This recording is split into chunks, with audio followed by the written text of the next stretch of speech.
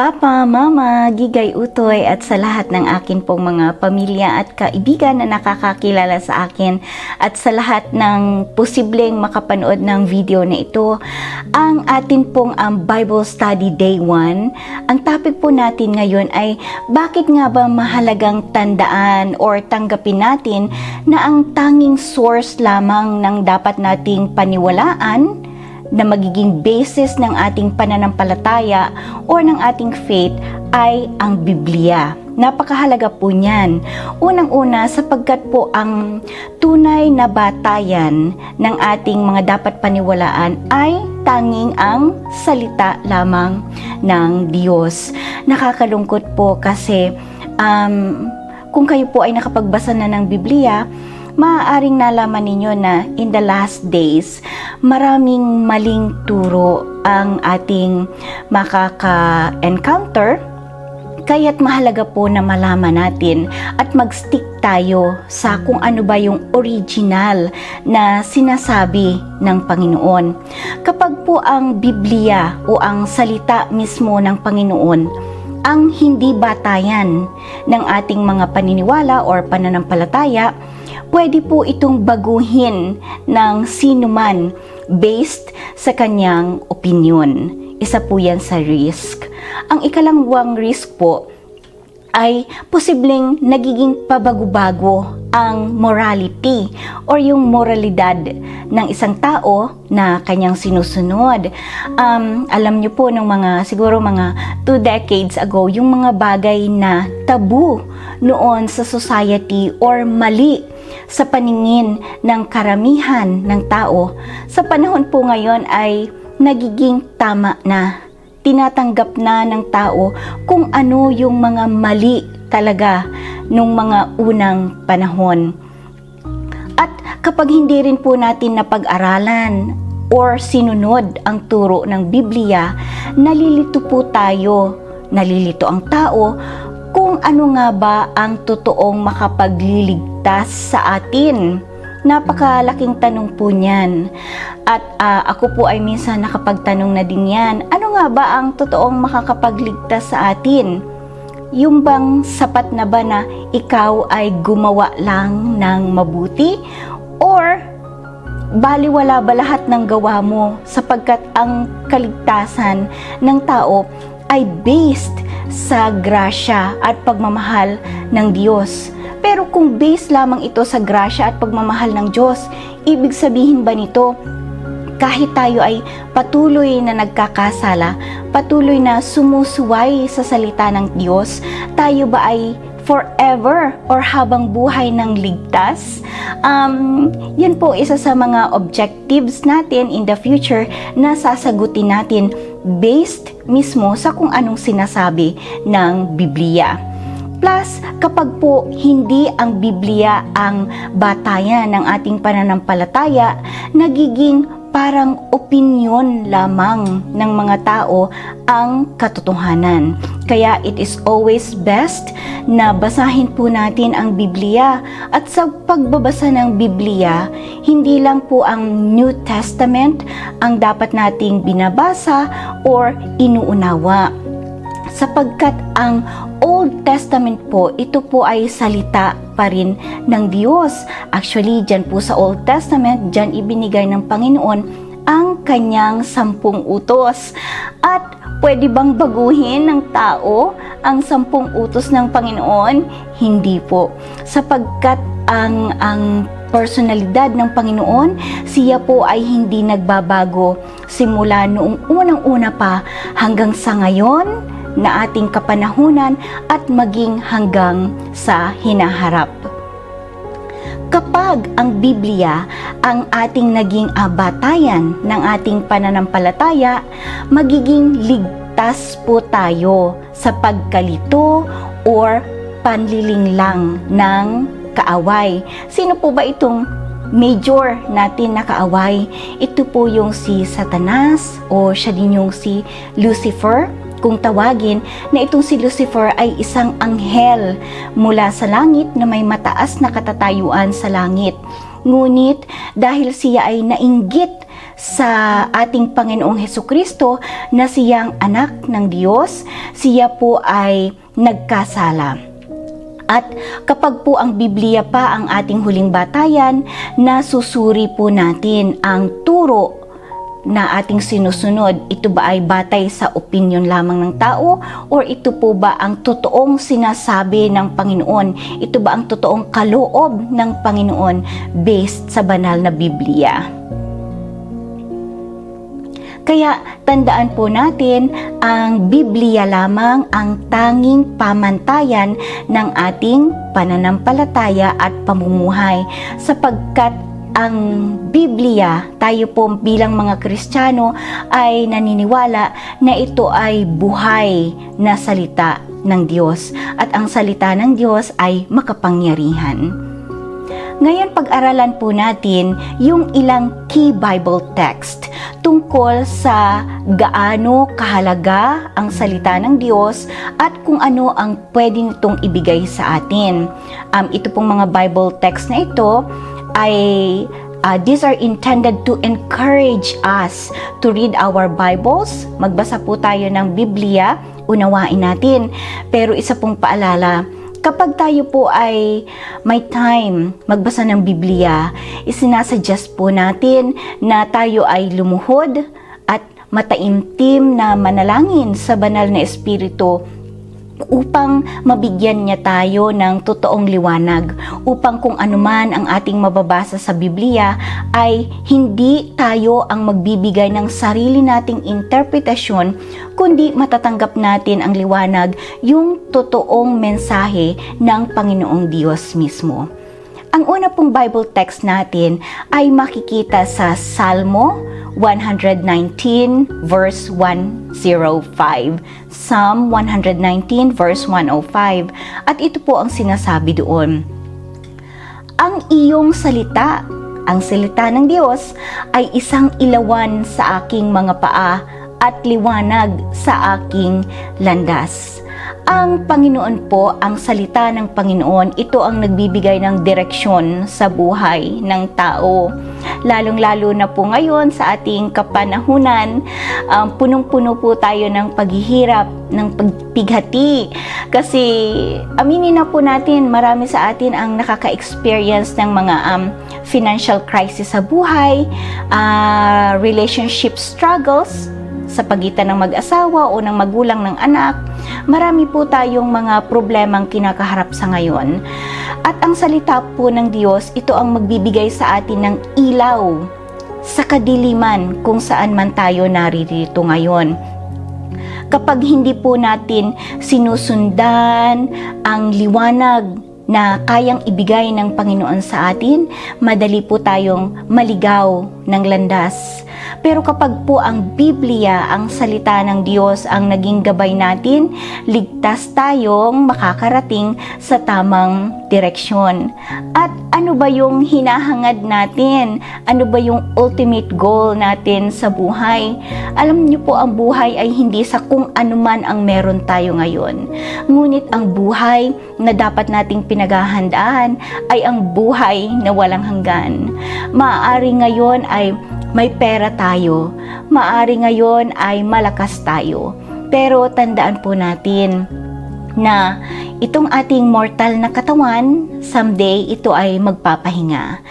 At balang araw ay tayo po ay huhusgahan ng Panginoon base sa kung anong ating ginawa, kung tayo ba ay nanatiling sumasampalataya sa Kanya at bunga ng ating pananampalataya sa Kanya, tayo ay susunod. So, balang araw po, mga kapatid, aking pamilya, ang buhay na ito ay iiwanan natin. Ngunit ang kailangan nating paghandaan ay ang buhay na walang hanggan. Kaya't mahalaga na malaman natin ang Biblia at matanggap natin ang katotohanan na sinasabi nito para balang araw, Papa, Mama, Gigay Utoy at sa aking mga kapamilya, sa pamamagitan ng grasya ng Panginoon, tayo po ay sama-samang mabubuhay sa buhay na walang hanggan kung saan kapiling natin ang ating manlilikha at Panginoong Hesukristo. Ang ikalawa pong Bible verse natin ay makikita natin sa Proverbs 30 verses 5 to 6. Ito po ang sinasabi doon. Bawat salita ng Diyos ay subok. Siya'y kalasag sa kanila na nanganganlong sa Kaniya. Huwag kang magdagdag sa Kaniyang mga salita. Baka Kanyang sawayin ka at masunduan kang sinungaling. Nakita po natin dito ang paalala ng Panginoon sa atin. Sinabi niya na huwag tayong magdagdag sa Kanyang mga salita. And likewise, ibig sabihin din po nito, huwag nating tatanggalin kung ano man ang Kanyang mga sinalita or inutos. Sapagkat tayo po ay nilikha lamang ng Panginoon. Wala tayong autoridad kahit pa po kayo ay presidente, kahit pa kayo ay ministro, anuman ang ating katatayuan sa buhay, wala tayong autoridad, wala tayong authority para baguhin, either dagdagan or tanggalin ang anuman sa salita ng Diyos. Lahat po ng sinasabi ng ating Panginoon na ipinababatid niya sa atin sa pamamagitan ng Biblia, ang mga ito po ay may katotohanan. Lahat ng ito ay katotohanan, ang lahat ng ito ay ating mapagkakatiwalaan. Proteksyon natin at kalasag ang bawat salita ng Diyos para po sa lahat ng nagtitiwala sa Kanya.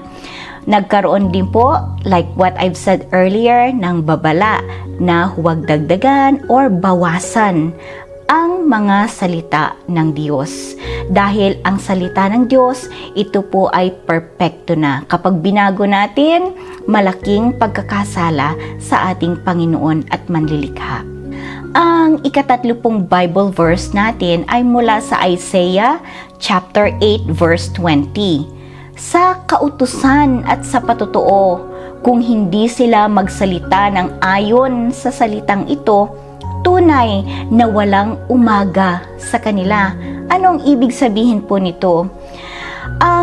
Kung ang ituturo ng isang simbahan, ng isang relihiyon, o ng kung anumang organization na naroroon kayo, kung ang inyo pong naririnig at ang ating itinuturo ay hindi sang-ayon sa Biblia, hindi po iyon mula sa Diyos.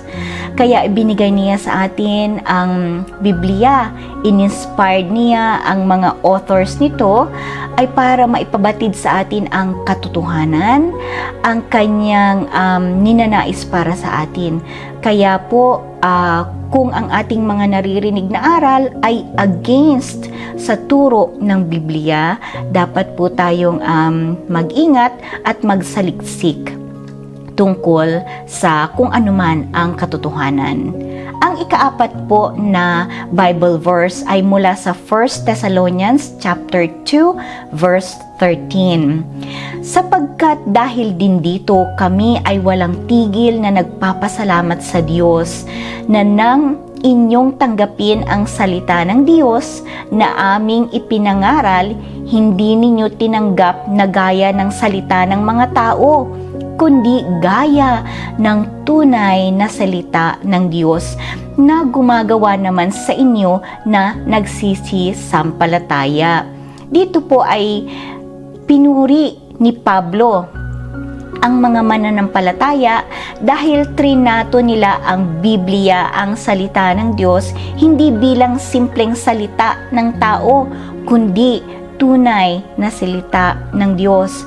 Kapag po tinanggap natin ang Biblia, ano man ang nakasulat diyan bilang salita ng Diyos, ito po ay gumagawa ng pagbabago sa ating buhay, sa ating puso. Ang ika-5 po na Bible verse ay ang 2 Timothy chapter 3 verses 16 to 17.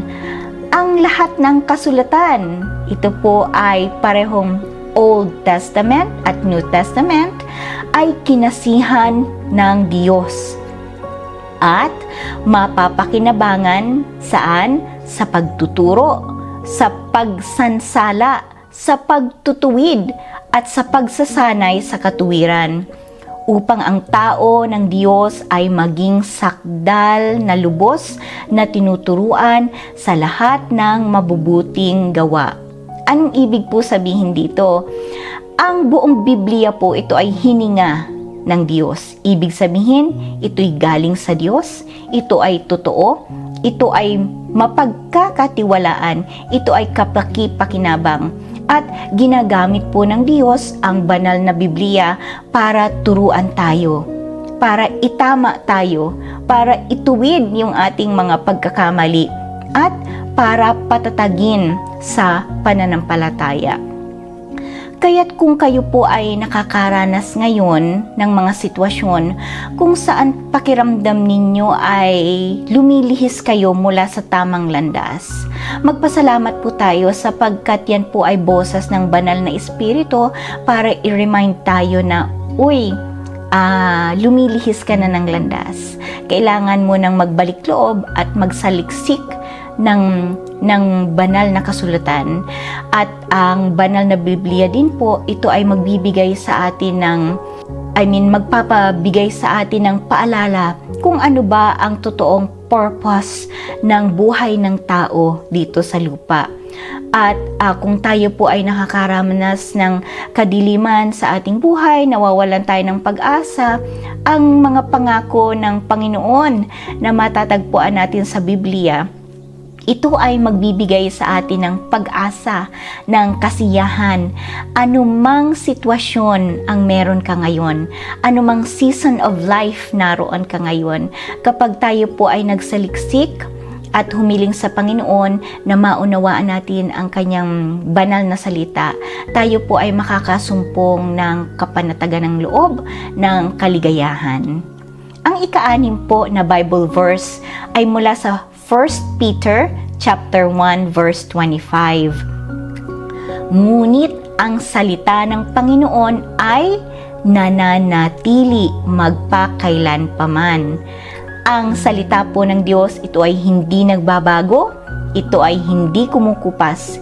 Hindi po ito maaapektuhan ng kahit dekadekadang panahon o kultura or opinyon ng tao. Ang salita ng Diyos ay magpakailanman, simula hanggang sa wakas. Kapag ang Biblia po ang pinanghahawakan natin, meron tayong tiyak at matibay na foundation ng ating pananampalataya. At ang ika-7 po natin na Bible verse tungkol sa kahalagahan ng pagtanggap ng Biblia sa ating buhay ay mula sa Revelation 22 verses 18 to 19. Sabi po dito, ito po ay mahalagang warning sa atin. Kung sino man ay magdagdag sa mga ito, ibig sabihin sa kasulatan po ng Diyos, idaragdag sa kanya ng Diyos ang mga salot. Kung sino man ay mag-alis, aalisin ng Diyos ang kanyang bahagi sa aklat ng buhay. Ito po ang huling babala sa buong Biblia. Huwag nating dagdagan, huwag nating bawasan ang salita ng Diyos. Ibig sabihin po, salita ng Diyos ito na ay kompleto.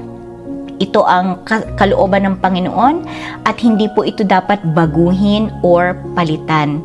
Pinoprotektahan ng Panginoon na ating manlalalang at hari ang kanyang salita dahil ito ay holy, ito po ay katotohanan, at ito po ang magtuturo sa atin para tayo ay magkaroon ng buhay na walang hanggan.